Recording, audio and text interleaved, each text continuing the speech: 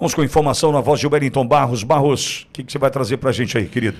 Olha, eu gostaria de começar com uma informação que é o que está permeando o noticiário nesse momento e acho que é uma das informações mais importantes do ano, inclusive, porque o grupo terrorista Hamas libertou hoje todos os 20 reféns ainda vivos que eram mantidos na faixa de Gaza há mais de 2 anos.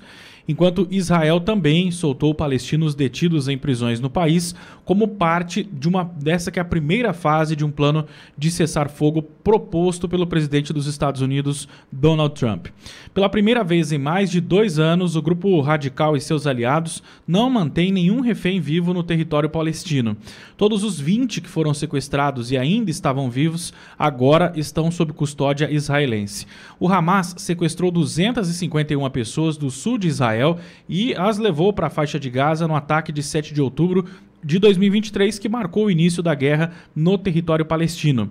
Mais 4 reféns eram mantidos pelo grupo antes do ataque. Os corpos de 26 pessoas que foram declaradas mortas continuam na faixa de Gaza e devem ser libertados em breve. Há ainda outros 2 reféns adicionais, cujo status é incerto. O governo israelense já havia declarado haver graves preocupações sobre o destino deles.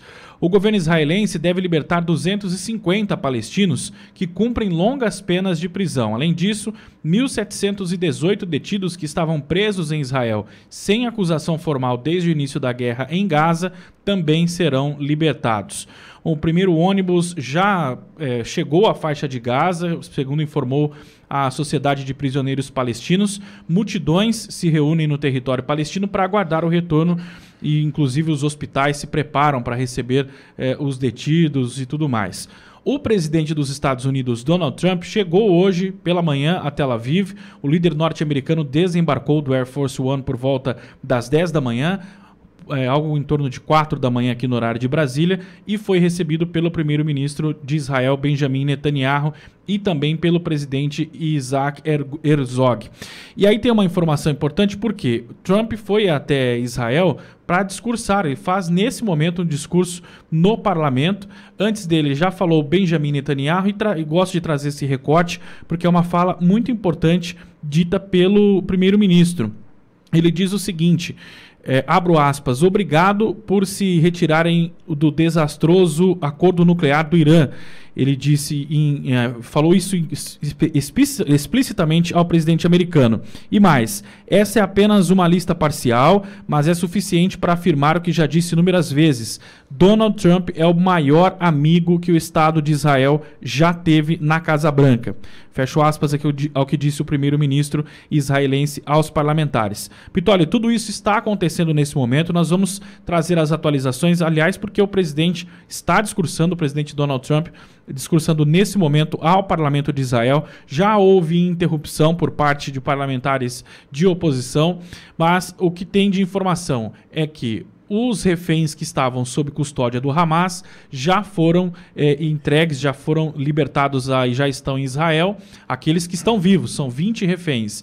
A informação de 28 corpos de reféns que morreram nesse período e que serão também entregues às autoridades israelenses ao longo do dia. Pelo menos essa é a expectativa. Então eu continuo acompanhando aqui e trago a informação atualizada ao longo da edição de hoje do programa, mas é uma informação, acho que a mais importante desse ano, inclusive, porque promete um cessar-fogo que nós já estamos falando desde a semana passada e que vai beneficiar muito aquela região. Baus, tem muita coisa envolvendo esse acordo de paz. Por exemplo, Netanyahu não teve muita escolha, não. Ele teve que aceitar esse acordo de paz, porque teve também um episódio ali atrás, quando ele atacou bases no Catar e acabou matando, por exemplo, ali o filho de um dos líderes do Hamas, enfim. Naquele momento estava sendo costurado um acordo de paz. E Netanyahu acaba se antecipando, enfim, e agindo daquela forma e naquela missão, estourando bases no Catar, onde foi morto, repito, filho de uma das lideranças de um dos líderes do Hamas. E aí isso atrapalhou naquele momento um acordo de paz que já estava costurado por Trump. Ou seja, para o Netanyahu não sobrou muito. Politicamente, Vamos olhar politicamente. Eu estive onde Trump está hoje, eu estive, né, no parlamento israelense, eu estive ali em dezembro de 2023. E o que nós ouvíamos naquele momento? A guerra necessária naquele momento para o resgate dos reféns e para o extermínio do Hamas contava com o apoio de todos, porque era um momento de guerra.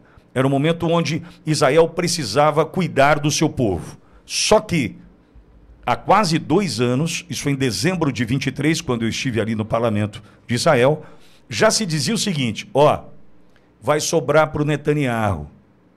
Netanyahu vai ter problemas. Não pelo histórico de investigação que já teve, de casos de corrupção, não por isso, mas pela bobeada, pela dormida no ponto e no que Israel deixou acontecer naquele 7 de outubro de 2023. Isso certamente vai ter um preço agora pro Netanyahu e ele vai pagar esse preço. Motivo pelo qual provavelmente ele tenha estendido o conflito. Porque ele sabe que agora, com o conflito encerrado, as questões internas serão discutidas e vai sobrar para ele, vai sobrar para a turma que o cerca. Vai sobrar. Tá? Por que vai sobrar, Pitoli? Porque foi um erro gravíssimo aquele cometido no 7 de outubro de 2023, quando o Hamas entrou daquela forma em solo israelense e promoveu a barbárie que promoveu. Aquilo ali foi um erro. Alguém subestimou, alguém não olhou, alguém não se atentou, câmeras foram, né, desprezadas, as informações de inteligência, porque você acredita mesmo que o Mossad tenha deixado passar? Não. Imagino eu que tenha informado o Benjamin Netanyahu e alguma coisa aconteceu ali, alguém dormiu no ponto e 7 de outubro de 23 a gente assistiu aquela barbaridade, ok? Ok. Então, veja, do ponto de vista político, nas questões internas, Netanyahu agora vai ter conta para acertar. E provavelmente, por isso, repito, ele tentou fazer com que o conflito escalasse. Por quê? Porque, na verdade, os 2 objetivos não haviam sido concluídos com 2 anos de guerra.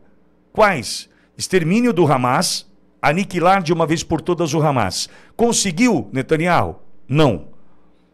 Agiu de maneira firme, inteligente, via Mossad? Agiu. Mas conseguiu exterminar e eliminar o Hamas? Não. Ok. Esse é um ponto, que era um objetivo. Outro, dependeu do acordo de paz para ter de volta 20 reféns vivos e 28 corpos daqueles que ali ainda estavam. Então, peraí, eu não posso dizer que Netanyahu venceu. Se ele não conseguiu exterminar o Hamas e nem ter de volta os reféns e os corpos dos mortos, ele não conseguiu cumprir com o seu papel. Então, veja o tamanho do problema que Netanyahu tem pela frente. Vai enfrentar essas questões, sem sombra de dúvidas. Agora, é importante a gente olhar para a ação de Donald Trump. Sem dúvida alguma, peça fundamental nisso. E aí, me lembro do meme relatado pelo nosso comentarista Eduardo Burgo, aqui na semana passada, de como se posicionavam presidentes norte-americanos, como Obama e Biden, quando queriam negociar com terroristas, e Trump, como ele se posiciona? Trump consegue esse resultado pela forma como se negocia com terroristas. E merece, sem dúvida alguma, o nosso respeito. Por quê? Coloca ponto final em mais um conflito, um que vinha desgastando por demais a imagem do povo judeu, do povo de Israel, de Benjamin Netanyahu, perante o planeta, liderança surfando nos erros de Benjamin Netanyahu. A gente sabe disso, né? Liderança surfando nos erros, defendendo a criação do Estado palestino, como Macron, que não consegue governar a França, mas queria a criação do Estado palestino, enfim. Então o que nós temos agora é um arrumar de casa.